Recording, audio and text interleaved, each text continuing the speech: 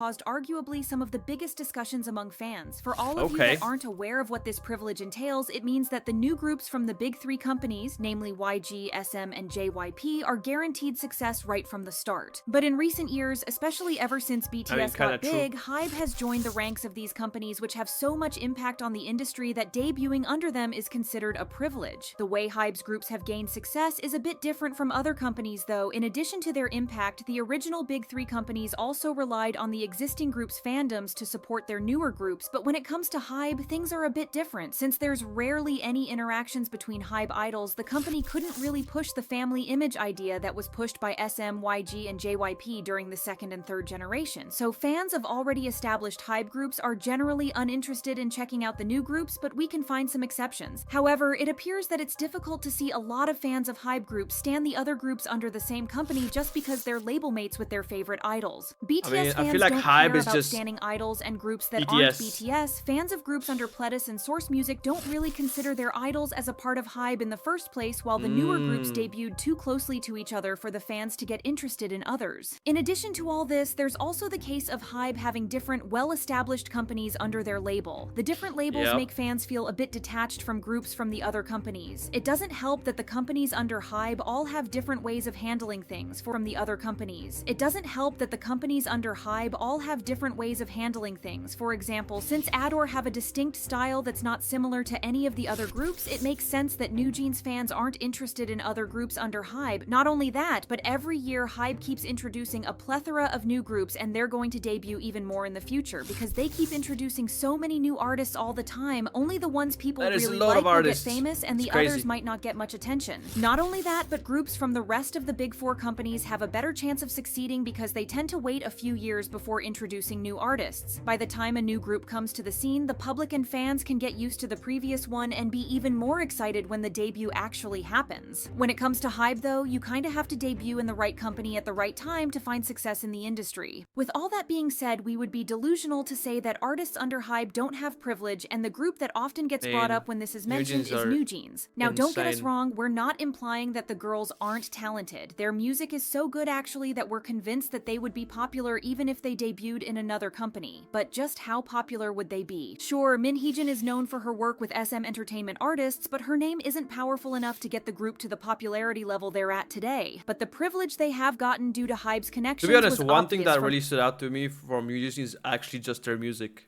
Like, their debut. they've If you got can some recall, really NewJeans great music. debuted with their hit song Attention, which dropped on July 22nd, And 2 it's years ago. different, However, you know? the song was dropped without any prior information. There weren't even teasers to prepare people for the release, and nobody even knew the members' names. This interesting strategy obviously worked for them, but imagine if the group had been under a smaller label. This approach might Yeah, have that gotten them would some definitely attention, but not work. everyone would have forgotten about them very shortly. That is, of course, if the company decided to go through with it in the first place. A small company without much money or influence couldn't afford to take such a big risk spending money on shooting a music video and debuting a group without any teasers or introducing the Yeah. members. But Yeah, that since would NewJeans are 100% under not work. HYBE, there was no real gamble in doing this. The music video was uploaded on the HYBE YouTube channel, which had a massive following of over 60 million subscribers at the time due to BTS's popularity, as the channel has been their go-to for uploading music videos for years, so there was no chance that people wouldn't notice it. Their connections with Yeah, I HYBE have mean- also brought them numerous chances to get noticed by the public. They're very talented, but you don't see a lot of K-pop groups performing at Lollapalooza, becoming brand ambassadors, or being part of the Little Mermaid movie soundtrack so early on in their career. The members have given their blood, sweat, and tears to get where they are. We don't doubt that for a second, but they were also incredibly lucky to debut under one of the biggest companies in the industry. However, it's these a mix. opportunities didn't You know, come you gotta without obviously any have criticism something from about the you. public. Seeing the members become brand ambassadors was especially controversial. People didn't think they had been celebrities for long enough to have influence in the fashion industry or to have such luxurious brands name them as ambassadors, so the whole thing was a bit shocking to everyone. Yeah, it's true kind of that it has crazy, become right? a It's bit been like,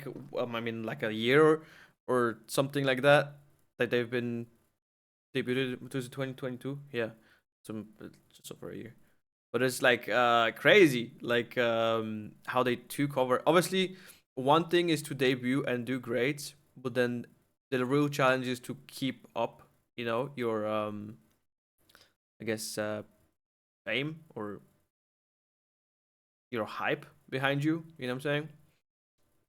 that's way more difficult than actually like debuting and doing well. Bit of a norm for K-pop groups Like to be getting on top affiliated and with staying on fashion top brands, is as the way more difficult. ambassadorships help them get a bit more exposure, but the news wasn't received well by the public. Groups like NMIX and aespa also got a lot of backlash for becoming brand ambassadors when they had no experience in modeling or even fashion in the first place. The company has also been accused on multiple occasions of inflating the sales numbers of their artists. A record company employee has revealed that companies usually purchase a number of albums, mark them as sold by scanning the barcodes, and then resell them from the record company to the fans. This means that the albums already have chart rankings when the fans buy them. HYBE has been accused of doing this with groups like New Jeans and most recently TWS, and even though there's no proof, netizens still remain suspicious. Now, people have been accusing HYBE of using their privilege to push their other groups into the spotlight, and people don't know how to feel about it. Last June, Belift Lab and JTBC put together a survival show called Are You Next? It had 22 participants who went through 7 rounds focusing on potential, expression, genre adaptability, professionalism, distinctness, creativity, and star quality. After 10 episodes, the result was a 6-member girl group named Isle It, who are scheduled to debut under Belift Lab in March of this year. The show itself didn't get much traction, and there weren't many updates about them since it was formed, so there weren't big expectations when it came to their success. Don't think I even HYBE heard of seems that. to have other plans, though. On February 22nd, the company shared that Isle It got invited by the Swedish brand Acne Studios to go to Paris Fashion Week, making them the first K-pop group with all pre-debut members attending such a big fashion event. However, since we don't know anything about the group outside of what was shown in those 10 episodes, netizens weren't very welcoming to the idea of them getting so many opportunities when they haven't had anything to show. It basically makes the group seem undeserving of such big opportunities when they haven't even debuted yet. Many of them argued that HYBE was pulling all strings to get the girls exposure before they officially debut, accusing them of payola. A Twitter user commented, "What has happened to K-pop? They don't even have any music out yet, but we are supposed to believe they have made an impact outside their primary field." Others also argued that having groups that haven't even debuted yet attend such big events takes the importance out of these achievements. In recent years, it has stopped being interesting to be invited to fashion weeks or be ambassadors. I think the difference between like them and New Jeans is actually New Jeans debuted and they have something to show for, you know, like people actually love them. They got great music, they got like actual numbers behind them, you know. And here it's just like, yeah, we haven't even debuted yet, let's go to this amazing show.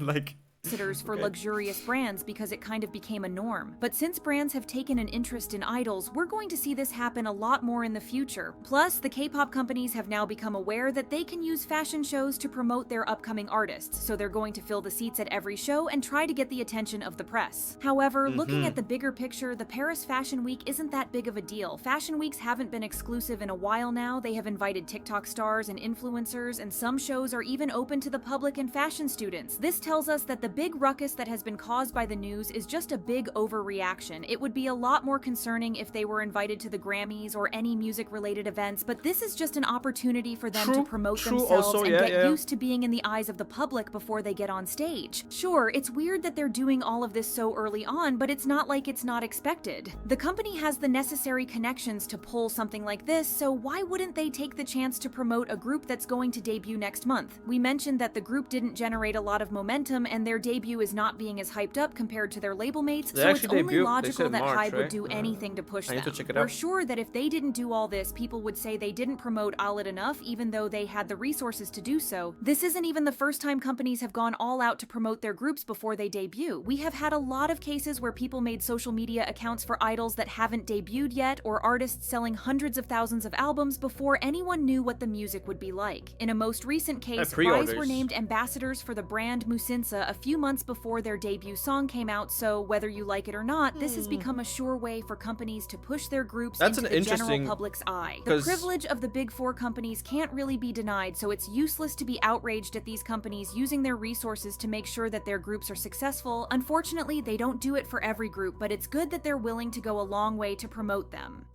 I think it's kind of interesting because, yeah, obviously it's not that bad in terms of like, yeah, they didn't go to Grammys because that's music related, but promoting them in different areas, I see how some people might have a problem with that, but I think that's definitely like it's just a smart move by the company, you know, doing that, doing like